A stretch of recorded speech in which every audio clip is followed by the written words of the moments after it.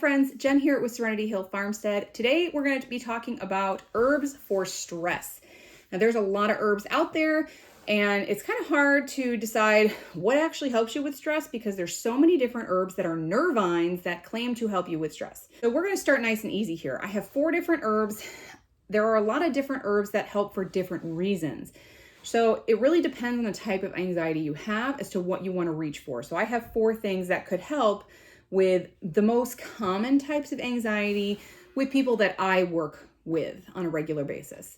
So, and if you hear the buzzing, it's because my dryer is done and I need to flip the laundry. So just ignore that. All right. So we're going to start first with chamomile.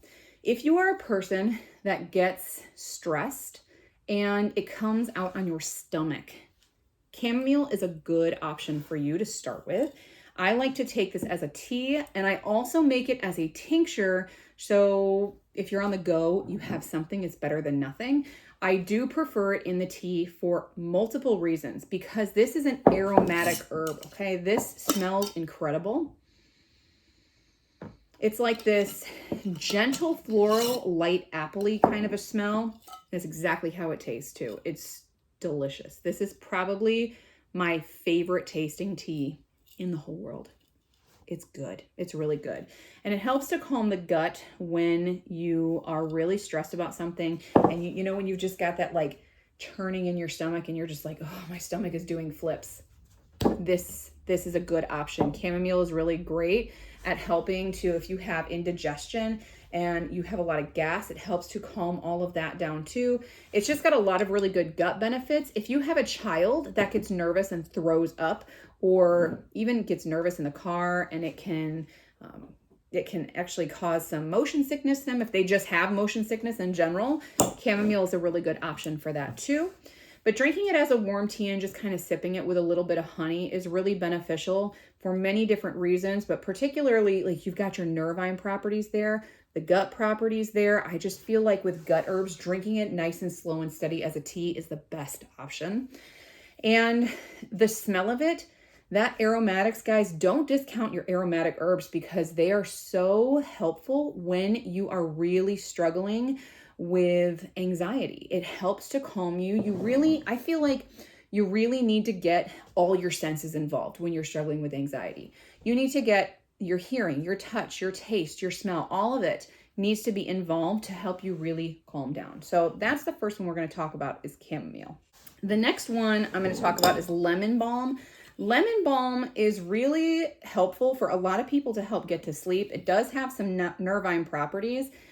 I typically, this is for myself, I don't take lemon balm by itself. I do have it in one of my sleep teas, and I do have it in an anti-anxiety tea. And I have one client that I work with that swears by lemon balm. This is her most used herb. It works wonders for her with sleep, with anxiety, with all the things. She loves lemon balm.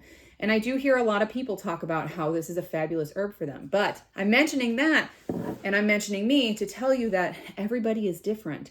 When I have anxiety, I have, I guess, not so much gut involvement, but I have more like heart involvement, and it affects my breathing. And it almost feels like I just have this hormonal surge, and that's how my anxiety works. So lemon balm isn't super helpful for me, but it's tasty and it's a nice little addition to things. And it smells like lemon. If you've never smelled lemon balm, it's just this like earthy lemony smell. It's not like sticking your nose in the lemon peel, but it's there. It's definitely there. And you do taste it too. It's really good. So lemon balm is a nice option for a lot of different people. The next 2 I have in tincture form because I feel like these are the best ways to take them. This one here is ashwagandha. If you are someone that deals with workplace stress, if you have very little patience, if you are dealing with a lot of anxiety just with life on a daily basis, ashwagandha is your friend. Ashwagandha is really nice for those that suffer with certain types of depression that are usually more mild, people that have issues with, like I said, the workplace stress. And we're going to shake it up because this one needs to be shook up. Actually, both of them do. So this one is, I can sing the praises of ashwagandha all day long. And I have a good example for you.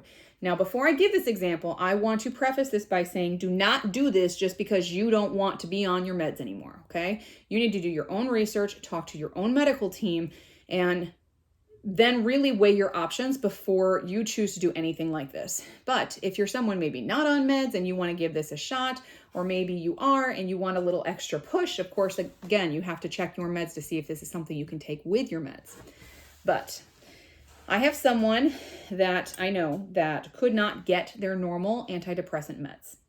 Now, this is not depression. It was more anxiety, stress, I guess some mild depression. And they were on a medication for a while. And with the shortages and things, they couldn't get it anymore and the manufacturer wasn't producing it. So they said, oh, you're going to have to switch meds. And I said, it might be a good time. They were also taking ashwagandha kind of as a supplement, and that really helped a lot. They were seeing big improvement with that. And I just kind of mentioned, now you can do that. And I think if you think you need to do that, you absolutely should. But an option is you could double your ashwagandha and see if that works. And that's what they did. And they have completely come off their meds. And this is working fantastic for them. Now, if you don't have access to ashwagandha, if you are trying to find it online and you can't, I highly suggest Oshala Farms, first and foremost, if you're going to find something. There's some other farms that if I can think of their names, because I'm just coming across, I'm trying to do like this big local herb farm or like small herb farm search. I want to put something together so no matter where you are, you can find it, So I want to do that, but that is a project and a half so that you're getting a good quality small farm herb here. But I love Oshala. They're wonderful. This is where we are growing it. We can't grow enough, which currently we cannot, but that is a goal in future years. But ashwagandha is great in herb form, and you can make tinctures. Because it's a root, you definitely want to keep it as a tincture. Can you decoct ashwagandha?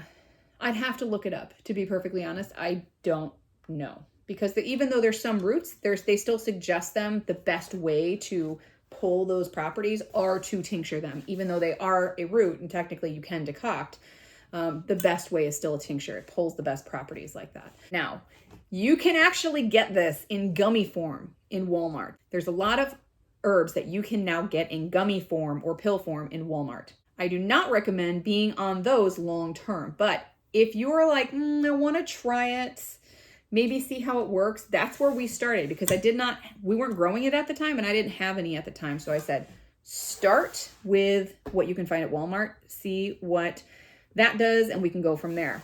Obviously, we're growing it. So it does have the benefits in it, but you also have a lot of sugar. You also have a lot of preservatives, and it is also not nearly as potent as what you can find making it yourself or purchasing it from someone that does make it. So ashwagandha, great for anxiety and stress from anxiety. Now, the next one I'm going to talk about is a pretty powerful sleep aid. It is valerian. But I have found that if you are someone, this is me all the time when I have stress. When I am super stressed, okay, when my stress is like here, right? I don't sleep. I have an incredibly hard time sleeping. I get that stress insomnia. Enter valerian.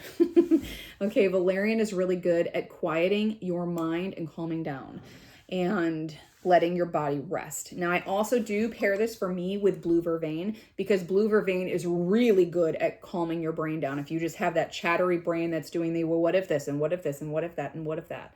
And yes, I do give this to God and I do pray, but I struggle with giving it to God with some things, especially when it's the things where I know the worst case things that could happen. Like usually if it's someone that I love with medical stuff, that's my big thing. It's hard to shut my brain off and just go to sleep and give it to God. Valerian is my friend. I really love valerian for that. And that's where I feel like this really shines. This helps to kind of rest my body, rest my mind so that I can rest my body. And it is a fabulous sleep aid also.